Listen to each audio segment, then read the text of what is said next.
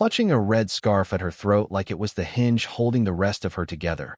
3 men came out of the dark the way sharks slip out from under a boat. Hoods up, eyes hard. That look I know from boardrooms and alleys. The look of men who think they own the outcome. She slipped on the slick sidewalk and went down right in front of my idling car. My driver hit the brakes. And I told him he had 2 seconds to rethink his night. You know what I mean? I don't bluff. A flick of my wrist, and my security stepped out of the sedan, hands hovering near holsters. I lifted my phone like a mirror. NYPD on speed dial. Want to say hello? Spit on snow. Empty threats, a promise to find me later. And then they slid back into the dark while I slid my arms under her weight and said, "Not tonight. Kid, not your last breath. Not on my watch." Mount Sinai Morningside swallowed us in disinfectant and soft beeps. My coat over her like a tent while a triage nurse found a gurney and the orderlies rolled her behind swinging doors. The last thing I saw was a white knuckle on that red scarf. The waiting room hummed. Coffee turned bitter in a paper cup, and Otis Bell, wool coat, knit cap, eased into the chair beside me without asking. He'd seen those men, he said. The kind who run kids because kids don't get counted right. Cops try, strings never show. Maybe I picked the wrong fight, or maybe they picked the wrong man. His eyes said both could be true. Detective Rosa Delgado, dark hair, badge at her hip, the kind of cop who burns through pleasantries, took my statement like chiseling into stone. Scar over the left brow, knuckle-cracking tick, 6'2" with a mean tilt. We've had girls this age vanish and reappear in different states. Forced labor. Worse. Could be connected. A nurse popped in. She whispered they made her sit with a cup on cold corners. If she didn't bring enough, she didn't eat. One girl ran and never came back. Delgado crouched. Names. Kid. Anything. Calvin. He finds us. Leon. The van. There was a third one sometimes. The one they called Boss. Gloves even in summer. Anna's voice thinned out. But the name stuck like tacks. Social services signed off on temporary guardianship before noon. Credible threat. Controlled entry. No social media. I'd already locked the penthouse down. I peeked and froze. Calvin with a clipboard. Leon twirling keys. For kids on a blanket trying to disappear into themselves. I fed Delgado her picture over comms. Not tonight. Calvin said we were late. Sirens grew teeth. I stepped in and cracked a pipe against concrete so the sound would slap the air. Joel came around the back. Marcus took the rear exit. NYPD thundered through the main. Hands up! Hands up! The kids shuffled past under blankets, and one tugged my sleeve and said thank you like a secret. Calvin leaned in cuffs and told me this wasn't over. I told him to spell my name right next time. Back uptown, the quiet had an echo. A sedan with stolen plates watched my tower before dawn. A padded envelope landed on our sidewalk with a long lens photo of Anna inside my living room and 3 words scrawled across it. She stays ours. Yeah, that happened. We moved her to the safe floor. Because the next call was Delgado, a freight yard in the Bronx lit up like a bad idea. We tailed a truck north and watched a heavy gate swallow it without anybody leaving the cab, beyond the fence. Faint lights and a long building. Haven, Rosa whispered. The name you don't say unless you can back it up. We went in by river that night. A moonless crawl, a sagging fence swallowed by reeds. The inside smelled like bleach and pennies. Too clean, too quiet. We passed a door where a man in a lab coat murmured to a line of kids whose eyes looked washed. We cloned a hard drive in a dusty office while the walls hummed, and then the page that made my throat close. Anna, block letters, transfer to Haven, 3 weeks earlier. The boss must have pulled her for a different sale or a different purpose. Alarms found us on the way out. Searchlights combed the river.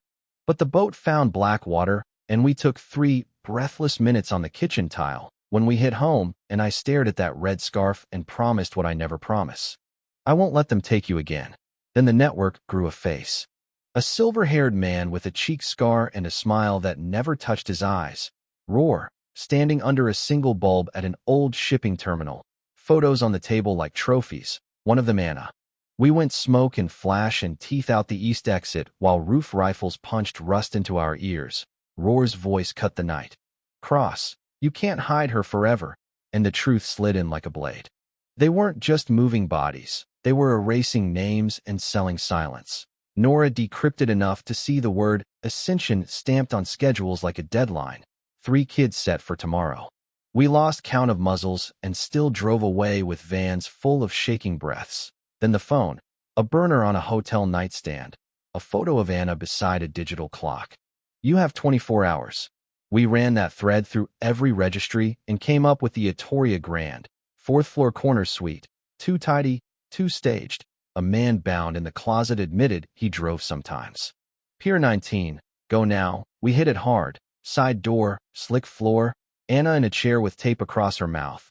2 men and a swinging lamp. Marcus dropped one, the other folded. I tore the tape, and she said I knew you'd come, and I swear the ground under my feet turned steady again until a slow clap crawled down from the catwalk, and there he was, Roar, smiling like a game show host. Gasoline leaking from stacked barrels, the hiss turning to heat. 2 choices, he said, chase me or save her. We hit asphalt and coughed smoke into the river wind, while the warehouse collapsed into its own light. Back at the safe house, Roar's chair was empty, cuffs snapped clean as bone. Marcus said old school, and I walked into that steel room and listened to a man explain slow and polite how every kid still in his pipeline would vanish if he went dark for 48 hours. He asked for freedom and a head start. I told him to dream smaller. He said Anna first, and I stood up so I didn't put my fist through his calm. Let me back up a sec. When a boy showed up shaking with a photo of Anna and a midnight clock, I didn't weigh ethics against seconds. I moved. We took the Pine Barrens compound with a flashbang and a chokehold, shoved Roar into the back seat, zip-tied and scowling, brought Anna home, and still he broke the door and left me a card like a smirk. So we stopped chasing vans and started cutting routes, bankers who bleached the money.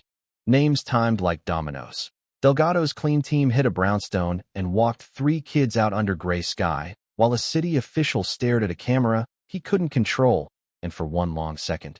The chessboard tilted our way, satisfying in a quiet, mean way, the kind of scene you replay because the ending actually lands. Kids blink into light, blankets over shoulders.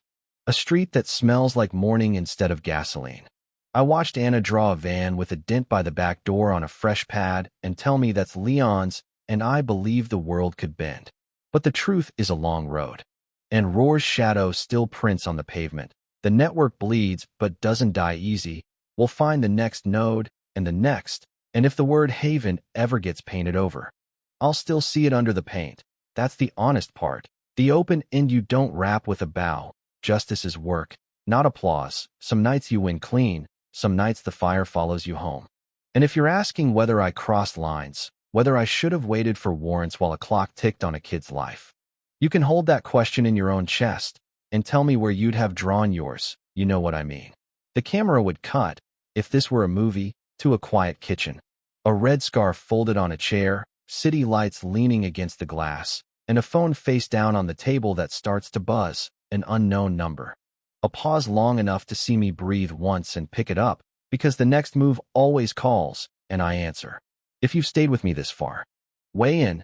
Tell me what you think about right and wrong when the clock is running, about the lines a community draws, about whether breaking a system from the outside is justice or just another kind of fire. Drop your take below, share where you're watching from, and if this story hit you in the ribs, send it to someone who needs to hear that one person standing their ground can still change the night. I'll be in the comments, listening. Because the next step is always a conversation before it's a fight.